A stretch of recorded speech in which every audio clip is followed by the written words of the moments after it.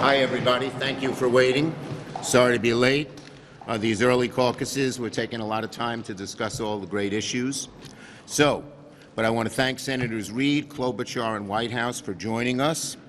It's a busy week. Senate Democrats remain focused on President Trump's cabinet hearings starting today with the hearing of Pete Hegseth to be Secretary of Defense. If today's hearing is a sense of what's to come, we are deeply concerned. It's no secret Mr. Hegseth has some incredibly troubling allegations against him. He is, by all accounts, woefully unfit to be Secretary of Defense.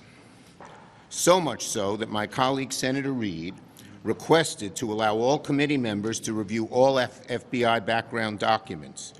Chairman Wicker said no. What's he afraid of? What are they afraid of? If Mr. Hegseth had nothing to hide, and if Republicans do indeed think he's qualified and ready for one of the most consequential jobs in the country, why is the chairman hell-bent to keep all relevant information out of the hands of his colleagues?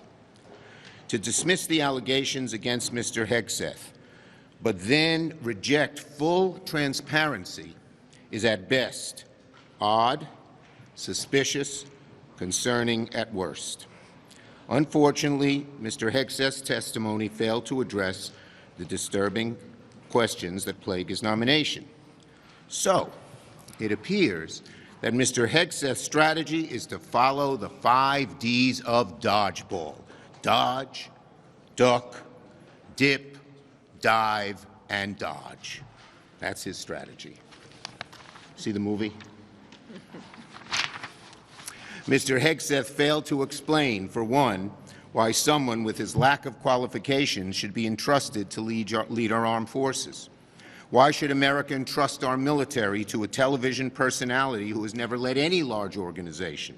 No answer. Mr. Hegseth failed to answer for his deeply flawed history of financial and organizational mismanagement. Why should he be the one entrusted to manage the huge, complicated Pentagon's budget when he couldn't even do well with much tinier organizations? No good answer. When asked about his comments as recently as 2 months ago, when he claimed that we should not have women in combat roles, he had no good answers. Being Secretary of Defense demands discipline, it demands character, it demands restraint. Mr. Hegseth's history shows he's deficient in every one of these qualities. And without any documentation to prove otherwise, it would be deeply irresponsible for the Senate to confirm him as Secretary of Defense. It's a risk that our 3 million military and civilian defense workers cannot take. But of course, Mr. Hegseth isn't the only nominee we're concerned with. We want to make sure these nominees, we say to the American people, we want to make sure these nominees are fighting for you and your family. We want them working day in and day out to make our country safer, bring costs down, and make life easier for all Americans. That's what Senate Democrats are focused on throughout these hearings, and you'll see us continually focusing on these and what we'll fight for in the hearings. Senator Reid's just gotten back from the hearing with Senator Hegseth. Well, thank you, Leader. I went into this hearing with deep concerns about Mr. Hegseth's qualifications to be Secretary of Defense, and I have concluded that he lacks the character, the competence, and the commitment to do this job. He's probably the least qualified individual ever suggested to be the Secretary of Defense in my tenure and perhaps in the history of the country. But there's something I think more fundamental that is taking place. Hegseth will be the point person on the politicization of the United States military. We have never had a politicized military. Over the course of my life, I learned at West Point that our duty is to the Constitution, and it's not to be a partisan. What Mr. Hegseth wants to do is insert partisanship into the military of the United States so it becomes a political vehicle. One of the first things they want to do is have their warrior board. I suspect President Trump will announce that on January 20th. And what that warrior board will do is identify everyone they consider to be at the general officer level not compliant with Trump, i.e. not a sycophant. And they will eliminate them. And that will send huge impulses throughout the entire military about what does it mean to be a soldier, sailor, Marine, airman, guardian today.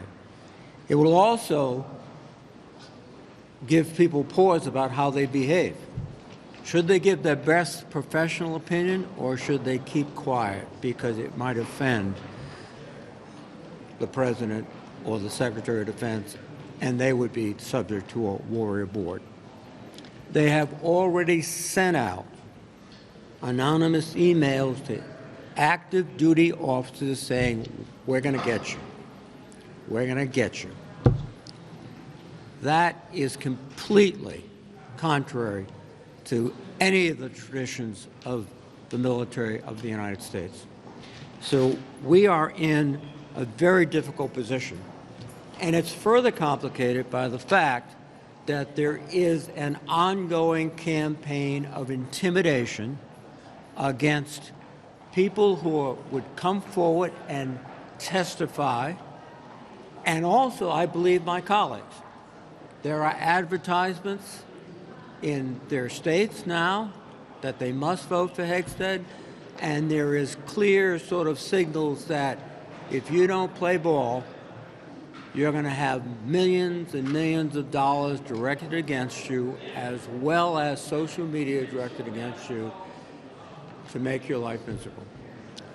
And ultimately, this will come down to whether the Senate of the United States can perform its constitutional duty to advise and consent to the President of the United States, not to simply fall in line and do something expedient.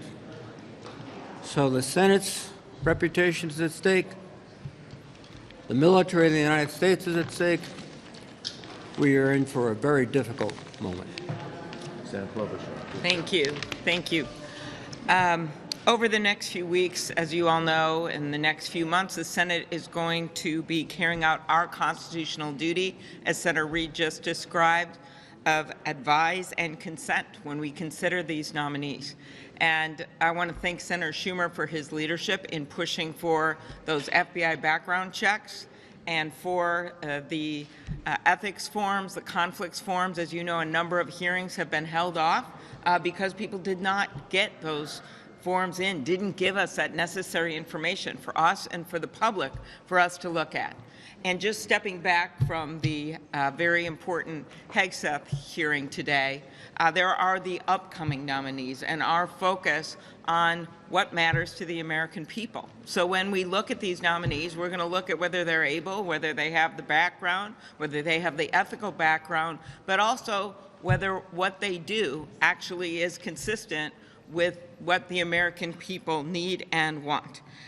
When we look at reconciliation or whatever they're going to do after that, we are happy to work with the Republicans on bringing down the cost of housing and bringing down the cost of child care and medical care and, of course, long-term care, something we don't talk enough about, but not if they're actually going to make that worse by giving a bunch of tax cuts to the wealthiest.